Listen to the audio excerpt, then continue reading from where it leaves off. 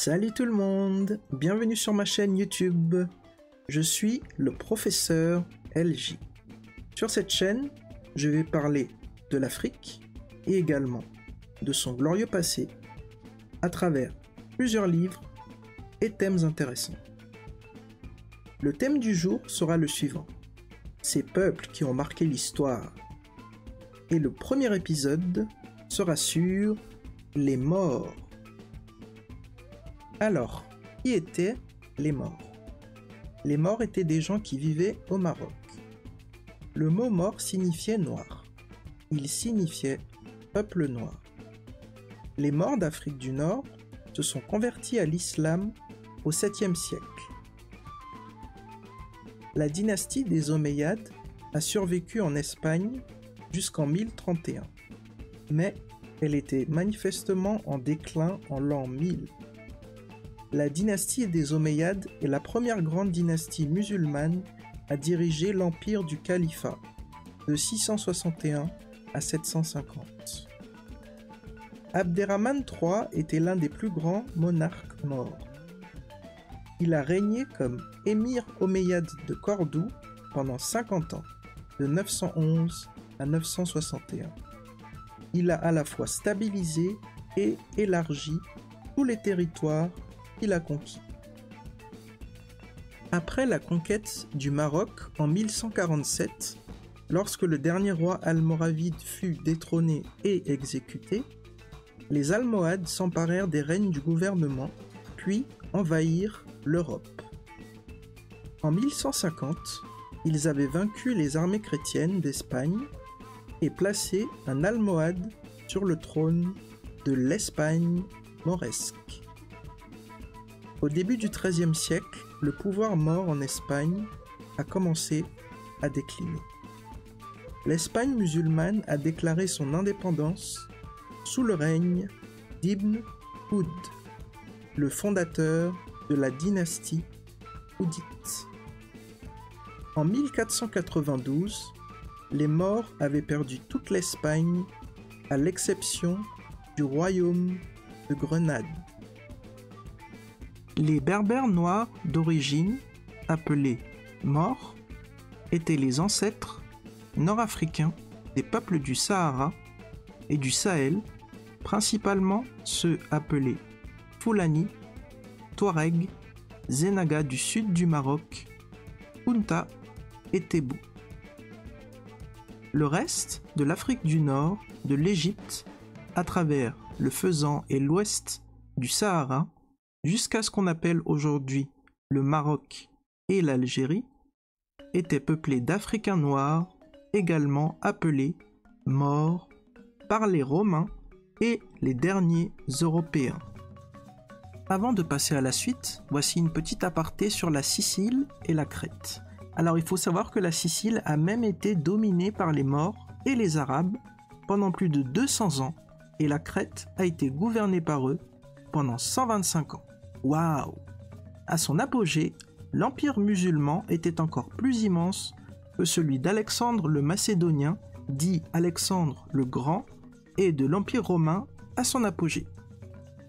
À présent, je vais parler de ce que les Maures ont apporté dans le domaine de la médecine en Espagne. Les Maures ont introduit de nouveaux types de méthodes horticoles et de types de plantes, de fruits et de légumes qui étaient pratiquement inconnus en dehors de l'Afrique et de la Perse. Le coton avait été introduit sur le sol ibérique au IXe siècle. Sur le sol andalou, les Maures cultivaient également plusieurs types d'herbes médicinales. La médecine maure était basée sur l'expérimentation, le raisonnement et l'observation. Les médecins maures utilisaient des médicaments, la chirurgie et la cautérisation. Qu'est-ce que la cautérisation? C'est le fait de brûler les tissus corporels à l'aide de chaleur ou d'un produit chimique afin d'empêcher une blessure de saigner ou de s'infecter et éliminer les cellules nocives. Continuons d'en apprendre davantage sur les Maures. Les Touaregs sont les descendants directs des peuples appelés Maures, Lévatés, Maziqués et Farouzi. L'empire almoravide n'a duré qu'un demi-siècle jusqu'à ce qu'il soit dépassé par d'autres peuples, également de souche Sanadja et Masmouda, qui ont établi la dynastie almohade. Les Almohades ont détruit Sijil Massa dans les années 1100. Cette période a également été témoin du meilleur de l'architecture musulmane en Espagne et au Maroc. Alors, qui était la dynastie almoravide ? La dynastie almoravide était une dynastie impériale musulmane berbère centrée au Maroc, qui a établi un empire au XIe siècle qui s'étendait sur le Maghreb occidental jusqu'à Al-Andalus. Alors, qui étaient les Almohades ? Les Almohades étaient une confédération berbère qui a créé un empire islamique en Afrique du Nord et en Espagne de 1130 à 1269. Alors, découvrons maintenant ce que les Maures ont apporté à la société européenne.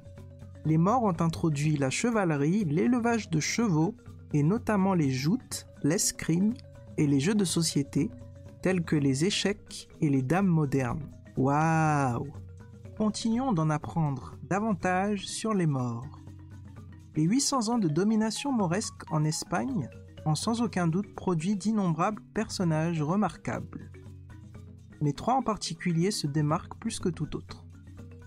Tariq, qui a introduit la domination maure en Espagne en 711 après Jésus-Christ, Youssouf ibn Tachifin, chef des Almoravides, qui a assumé le pouvoir à partir de 1086 après Jésus-Christ, et Yacoub al-Mansour, chef d'un autre groupe musulman africain, les Almohades, qui ont remplacé les Almoravides en 1194 après Jésus-Christ.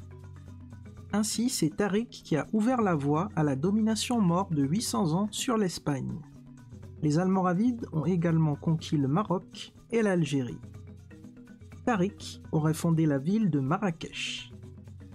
À présent, apprenons-en plus sur Youssouf ibn Tachifin. Sous le règne de Youssouf, l'empire almoravide s'étendait du fleuve Sénégal en Afrique de l'Ouest jusqu'à l'Èbre en Espagne, gagnant le nom d'Empire des deux rives. Et pour terminer, découvrons encore plus Yacoub al-Mansour. Au cours de la proéminence des Almohades sur la scène mondiale, ils étaient sous la direction de Yacoub al-Mansour. Al-Mansour n'était pas seulement un génie militaire, mais c'était aussi et surtout un homme de culture. Découvrons maintenant ce que les Maures ont apporté dans le domaine de la science. Les chiffres arabes pratiques et l'arithmétique que nous utilisons aujourd'hui ont été adaptés de l'Inde et introduits en Europe par les Maures d'Afrique du Nord. Les progrès rapides de la technologie au cours de cette période ont également stimulé le développement de la science. Même avant la période musulmane, l'Égypte était connue pour sa technologie de pointe. La première horloge à eau, un thermomètre et d'autres gadgets ont également été développés. 2 des mathématiciens les plus célèbres de la maison de la sagesse du Caire étaient Ibn Yunus et Ibn al-Haytham. Ibn Yunus était l'un des plus grands astronomes de tous les temps. Abu Ali al-Hassan ibn al-Haytham était l'un des plus grands physiciens de l'histoire des sciences, qui a également travaillé à la maison de la sagesse au Caire. Il était mathématicien, astronome, physicien et médecin.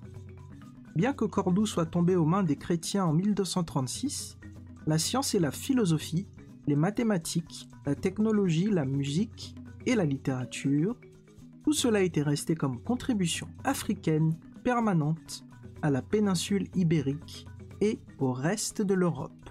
Waouh! Alors, à présent, je vais définir ce qu'est un astrolabe. Un astrolabe est un ancien instrument astronomique qui était un modèle portable de l'univers. Ses diverses fonctions en font également un inclinomètre élaboré et un appareil de calcul analogique capable de résoudre plusieurs types de problèmes en astronomie.